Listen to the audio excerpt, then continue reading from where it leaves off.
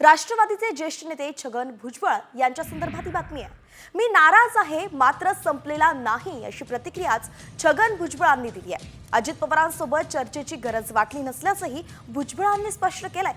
तर जरांगेंना अंगावर घेतल्याचं बक्षीस मिळालं अशी खदखद सुद्धा भुजबळांनी बोलून दाखवली आहे।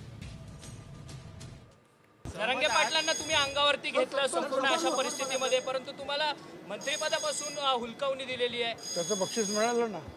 अरे मी काय एक सामान्य कार्यकर्ता, मला डावललं काय आणि फेकलं काय, काय फरक पडतो? असं मंत्रिपद किती वेळा आलं आणि किती वेळा गेलं। छगन भुजबळ काही संपलं नाही ना। तर एकंदरीतच छगन भुजबळांना मंत्रिपद नाकारण्यात आलंय आणि म्हणून आता अनेक राजकीय प्रतिक्रिया सुद्धा येताना दिसतात। भुजबळांना मंत्रिपद नाकारल्यावरून ओबीसी नेते लक्ष्मण हाकेंनी अजित पवारांवरती हल्लाबोल केलाय।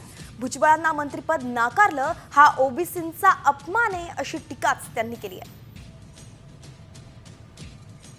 अजितदादा पवारांना जयंत पाटील आणि रोहित पवारांना मंत्रिमंडळात घ्यायचं असावं म्हणून त्यांनी सांगली जिल्ह्याच्या वाट्याला येणारं पडळकरांचं मंत्रिपद त्यांनी थांबवून ठेवलं आणि रोहित पवारांना मंत्रिमंडळात घ्यायचं असावं म्हणून त्यांनी भुजबळांना डावललं असा माझा आरोप आहे।